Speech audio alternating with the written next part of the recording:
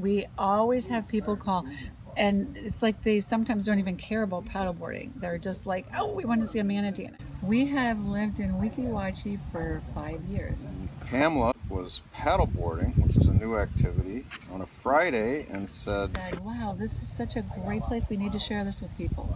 And so then the thought just came, well, let's teach people how to paddleboard.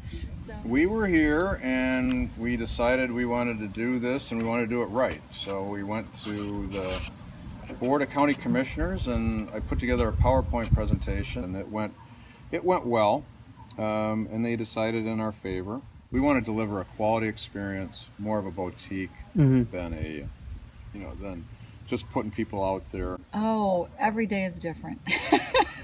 So some days we have like family groups, some days we just have like 1 or 2 people, but it usually basically is teaching them the basic safety of the river and boat etiquette or vessel etiquette on the river, as well as technique, the technique in the paddling, which is pretty important because you don't want to injure your shoulders, your back. A lot of people go out and paddleboard and they don't do it correctly, and you can prevent yourself from injury if you use the right body mechanics. And so I think it's really a great thing for people to learn the basic technique, and then they can take that anywhere and paddleboard anywhere and do it well.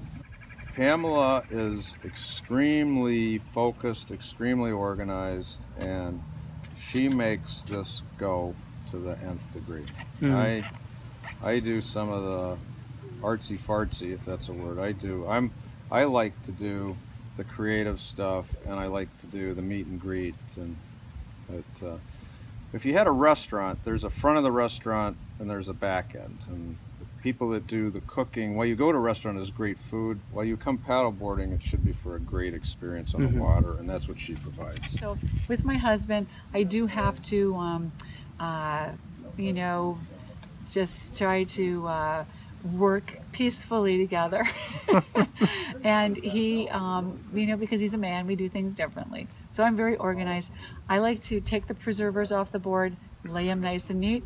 He'll just take them and toss them over into the yard and throw the boards up in the yard. So I like to do things very methodically. So we work together pretty good considering that. So that we have very different personalities, but it's all good. We both love the river. We both love paddleboarding.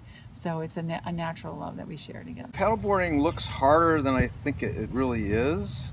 It's great fun, and there's certainly a learning curve to it, but we've had people from 2 to 82. You can go to Orlando and there's every kind of attraction and it's all man-made. And you can come here and there's every kind of attraction and almost all of it's God-made.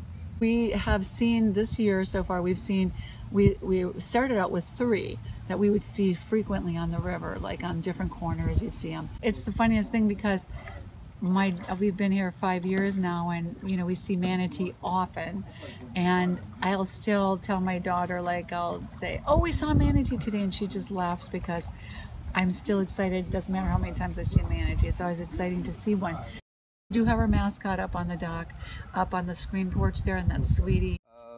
I just find it to be a real joy every time I see one. And we had a young couple that were out on the river, and 12 manatees swam underneath them, and that was very cool when you get that number. Twice I've had a mother manatee swim up, and I know it's a newborn because it's just a teeny thing, so you can tell that it's a baby, and they'll bring them right up to the dock, and they're just as cute as could be. And just watching like a mom and a baby, the baby will just kind of like swim up to its mother's head and just kind of hang on it and swim onto its back, and just is really precious. I see individual manatees, I see them in packs, I see them, a calf stays with the mother for like 2 years, so you're going to see manatees and babies. You usually see them in pairs, and sometimes as we see pods that are 10 to 15, which is quite a sight on this little river. We see lots of fish, turtles. Got a turtle swimming right there. We've seen a dolphin one time on the river on our sandbar who got lost. She came up from downriver. So you really never know for sure what you're going to. There was a gentleman, an enterprising Navy man, who thought it would be a nice idea to have young women shimmy in the springs, and he developed a roadside attraction when it was a dirt road out there. Now it's 6 lanes, of course.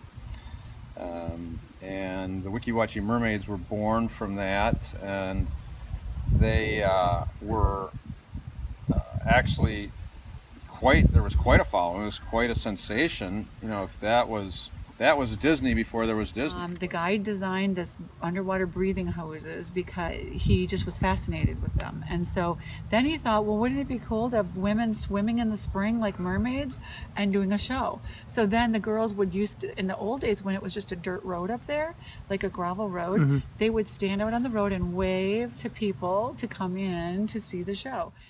There's been a lot of wonderful things that have happened to us as a family here since we moved to Weeki Watchie, and our life verse, Isaiah 43, remember not the former things, nor consider things old. Behold, I will do a new thing, it shall spring forth.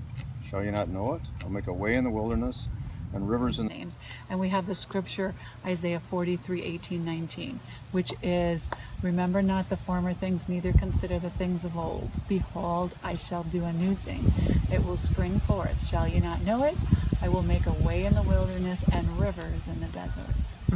So that's that's kind of our business scripture, is when we moved up here, we'd gone through some stuff, and when we moved up here, it was like the Lord had showed us our way in the wilderness and had provided a new springing up, start for us. And,